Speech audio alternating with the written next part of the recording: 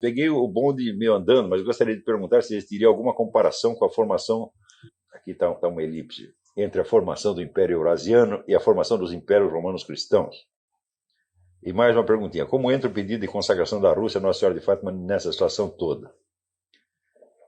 Houve outra pessoa que fez uma pergunta mais ou menos do mesmo teor. Aqui, Luiz Afonso Barnevitz. Com referência à profecia de Nossa Senhora de Fátima, a irmã Lúcia diz que ela pediu especificamente a consagração da Rússia. A antiga União Soviética sofre graves problemas, dentre os quais o acidente de Chernobyl ainda é lembrado e as experiências nucleares com bomba de 100 megatons na atmosfera esquecidas. O que se sabe é que os campos de pecuária russos estão vazios. A Rússia está com um grande projeto para a repovoação dos campos de pecuária com gados Hereford, ou gado gaúcho ou canadense. Isso implica uma falência da Rússia na produção de carne vacum durante, digamos, 20 anos. O projeto do Império Eurasiano não seria um projeto russo para enfrentar as consequências desses e outros problemas que não são colocados claramente? A consagração da Rússia poderia ter a ver com a graça de a Rússia ser auxiliada para enfrentar uma crise alimentar sem precedentes e com as questões de radiação que atingiram a antiga União Soviética, e a Igreja Católica poderia consagrar uma nação ortodoxa sem criar uma crise religiosa e política complicadíssima? Bom, então, em primeiro lugar, a ideia do Império Cristão foi um arranjo a posteriori, que foi, vamos dizer, não foi um projeto da Igreja, foi uma situação que foi imposta. Porque quando o Império Romano se desmembrou, então não havia administração pública. O desmembramento do Império Romano tomou a forma de uma retirada dos políticos, da classe política, classe dominante, da capital para o interior. Cada um fugiu, todos eles eram proprietários de terras, a fortuna, na época não havia praticamente a fortuna industrial, era fortuna agrícola, agropecuária. Então cada senador, cada político tinha lá cada general tinha uma fazenda. Então eles se retiram para suas fazendas, perdem o contato uns com os outros e criam um esquema de sobrevivência no nível de comunidade menor, tá certo? Resistindo às invasões bárbaras por, vamos dizer, iniciativa pessoal e localizada. Então, a essa altura não havia mais administração pública. Quer dizer, você não tem orçamento, você não tem registro civil, você não tem cartório, o negócio virou um caos, tá certo? E a igreja assume essas funções, por quê? Porque só os padres é que sabiam ler e escrever. Na verdade, a própria noção de clero mudou muito. Na época, qualquer sujeito que soubesse ler e escrever, ele já era considerado automaticamente parte do clero, mesmo não podendo rezar a missa. Tá certo? Então, depois de alguns séculos disso, então, a criação, vamos dizer, a instauração do Império Cristão com Carlos Magno foi, vamos dizer, uma solução de emergência. Não havia projeto imperial. Tá certo? Então, é o contrário daqui. Tá certo? Lá você tinha, vamos dizer, uma situação, vamos dizer, já pronta, que precisava apenas oficializar. Quer dizer, o imperador se tornaria automaticamente o chefe de todo aquele aparato burocrático administrativo que a igreja, a contragosto, tinha sido obrigada a criar. Você acha que os padres, né? Cara de vocação religiosa está louco lá para ficar rezando missa, absolvendo os pecados. Ele está louco para montar um cartório e ficar lá preenchendo o papel o dia inteiro. O que é isso, né? Então, eles fizeram isso por necessidade e por uma obra de caridade. Então, constituindo o império, eles poderiam descarregar a igreja progressivamente dessas funções. Então, a igreja não criou o império por um desejo de se expandir na ponta da lança de um projeto imperial, mas, ao contrário, simplesmente para ela transferir uma parte das suas atribuições, vamos dizer, a uma burocracia constituída pelo imperador. Tanto que, a partir daí, vamos dizer, o ensino, uma parte do ensino passa a ser consagrado, a parte do ensino que anteriormente visava apenas a constituir membros do clero, uma parte da educação passa a ser formadora de funcionários do império, que não eram padres, né? Agora, no caso vamos dizer, do projeto eurasiano, realmente ele é um projeto, é uma coisa que não existe e que deve passar a existir. Eu acabei de redigir em português a nova comunicação ao debate do professor Dugin, ficou uma coisa enorme, que agora terá que ser passada para o inglês. Mas, entre outras explicações que eu dei ali, é que a teoria do sujeito da história, que acho que eu já expliquei aqui, que eu digo que só certas entidades são sujeitos de ação histórica, quer dizer, sujeito agente. Agente é aquele que planeja uma coisa e faz de acordo com aquilo que ele pensou, e ou tem sucesso ou tem fracasso. E que, vamos dizer, aquele conjunto de ações impremeditadas que produzam um resultado identificável sob a forma do Estado, do Império, etc., não é ação propriamente dita, né? Aquilo seria o que Aristóteles chamaria paixão. Quer dizer, ninguém fez, mas a coisa ficou assim.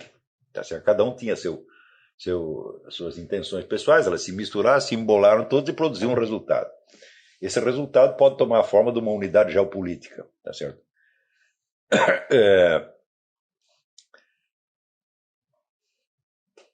Então, a partir deste raciocínio, eu mostro ali que, pergunto, quem é o verdadeiro sujeito por trás do projeto eurasiano?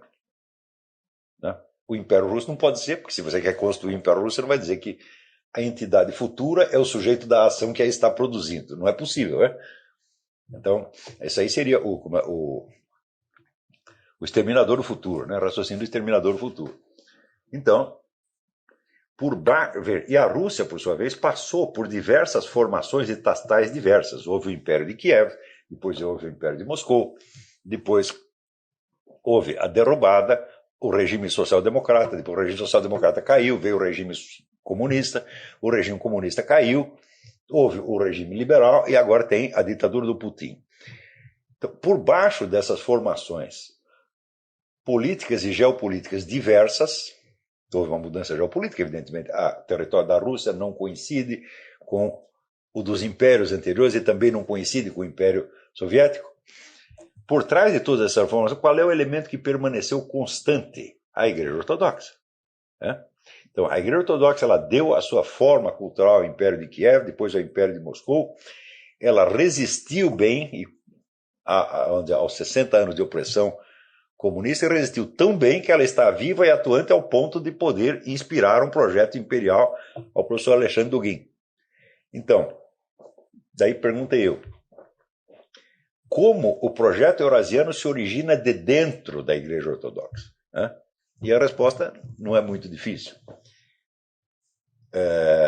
Numa entrevista que ele deu a uma revista polonesa em 1998, o professor Dugin diz que a separação de império e igreja que se realizou no Ocidente é uma heresia. Que, na verdade, só pode haver uma igreja e essa igreja se unifica na pessoa do imperador, do czar, como a igreja anglicana, onde o chefe é o rei. Né? Acontece que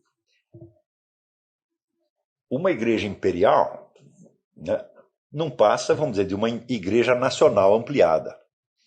Quer dizer, os limites da expansão da religião imperial são as fronteiras do império.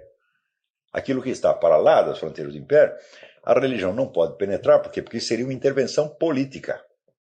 Ao passo que na igreja ocidental, a igreja, vamos dizer, os pregadores católicos puderam expandir o cristianismo por tudo quanto é lado, sem precisar levar o império nas costas. Tanto que você vai ver, teve expansão do catolicismo da China até o Paraguai, sem que essas regiões tivessem que estar sob o domínio do imperador. Quer dizer, a expansão da religião é enormemente maior do que a expansão de qualquer império possível. Porém, se o chefe da religião é o imperador, é o czar, então a expansão da religião e a expansão do império são a mesma coisa. Então, das duas, uma. Ou a Igreja Ortodoxa fica limitada no território governado pelo czar, ou então, para ela se expandir, tem que expandir o império também. Então, a expansão religiosa e a expansão política são a mesma coisa. Ou seja, a religião ortodoxa só pode se expandir pelo mundo mediante a conquista de território. Então, essa é uma contradição estrutural da própria Igreja Ortodoxa. E é a ela que o Alexandre Dugin está respondendo. Ele acha que A Igreja Católica e a Protestante são ambas heréticas, que é preciso substituir tudo pela religião ortodoxa. Então, como fazer isso? Somente ampliando o Império Russo. E onde entram os elementos eurasianos, os chineses, os muçulmanos, etc, etc. Eles querem saber? Eles entram como a camisinha, tá certo? Entra numa relação sexual. Quer dizer, ele quer se utilizar das forças chinesas, islâmicas, etc., para uma expansão que vai ser, em última análise, do Império Russo. Tá certo?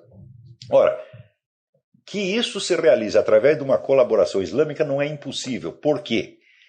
Porque o Império Russo sempre soube se virar com as populações islâmicas internas. Ele administrou isso muito bem. Você tem ali, ao longo da história russa, você tem populações islâmicas que sempre foram obedientes ao tsar, embora estando fora da religião. Quer dizer, houve um acordo, uma diplomacia ali. Então, os russos têm uma certa experiência nisto aí.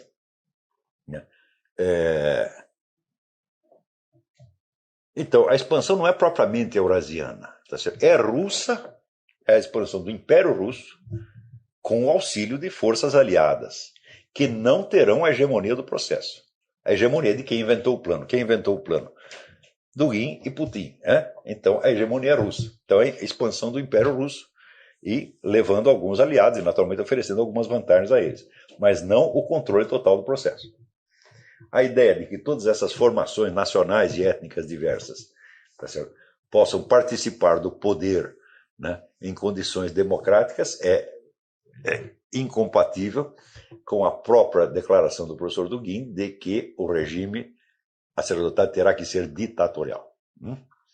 Quanto à formação, à índole econômica do regime, ele diz claramente que é um socialismo, porque o Estado controla a economia, mas tem uma margem de liberdade para a pequena e média indústria. Qual é essa pequena e média empresa? Tá certo? Qual é essa margem? Essa margem é definida pela própria pequenez delas, né? Então, não há diferença substantiva entre o projeto econômico eurasiano e o socialismo. É um socialismo. Do mesmo modo que o regime propugnado pela elite globalista ocidental é um socialismo, e, vamos dizer, o projeto islâmico não é propriamente socialista, mas também não é o de livre economia de mercado como no Ocidente. A economia islâmica tem suas características peculiares, né? Que não interessa discutir agora. Então, aí surge o problema. O próprio Dugin diz, não há império sem o tsar. E quem será o tsar? Vladimir Putin primeiro? Não é impossível. Porque quem nomeou o primeiro tsar? Ele mesmo. Então, não é impossível que nós vejamos uma reconstituição do tsarismo nas próximas décadas. Isso faz parte intrínseca do projeto eurasiano. Mas, em última análise, só quem precisa, vamos dizer, do projeto eurasiano é a própria Igreja Ortodoxa. Isso significa que a Igreja Ortodoxa ela está encarando a possibilidade da sua extinção e está fugindo dessa extinção. Extinção por quê? Em primeiro lugar, houve a ocupação maciça da Igreja Ortodoxa pela KGB. Então, onde o sujeito que foi patriarca durante décadas era um agente da KGB, aquilo lá está repleto de agente da KGB, e, vamos dizer, a promiscuidade entre igreja e Estado já é profunda. Sempre foi, na verdade, né? Mas mesmo durante a época do comunismo, que era um regime nominalmente materialista e anticristão, ainda havia essa mesma promiscuidade. E agora mais ainda. Tá certo? Então, o projeto eurasiano ele surge de uma dificuldade interna da Igreja Ortodoxa. Talvez nem o próprio Dugin tenha se dado conta disso. Então, ele está inventando uma maneira da Igreja Ortodoxa poder se expandir, e essa maneira só tem uma: expandir o império. Então, tem que subjugar a Europa inteira a um czar e implantar, vamos dizer, a religião ortodoxa, exceto nas áreas islâmicas, tá certo? Onde terá que ser feito um outro acordo. Então, quer dizer, entre a formação do Império Cristão e a formação hipotética do Império Eurasiano, não há nada em comum. Note bem que o Império Cristão ele não se notabilizou, vamos dizer, pelas conquistas imperiais, conquistas territoriais. A conquista territorial começa depois da Renascença, com as grandes navegações, mas aí já não é o império, são impérios nacionais que têm a pretensão de se substituir ao Império Cristão geral. Então você tem um Império Francês, um Britânico, um Espanhol, um Português, então são impérios nacionais, por assim dizer, em concorrência. E esses, sim, realizam a expansão territorial, mas você não pode dizer que era imperial.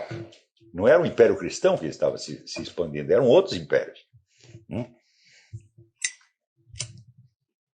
Que não dependiam, então, em nada da autoridade da igreja, mas que, ao contrário, como no caso do Império Galicano ou Império Britânico, são igrejas nacionais cismáticas, né? Então, uma coisa não tem nada a ver com a outra.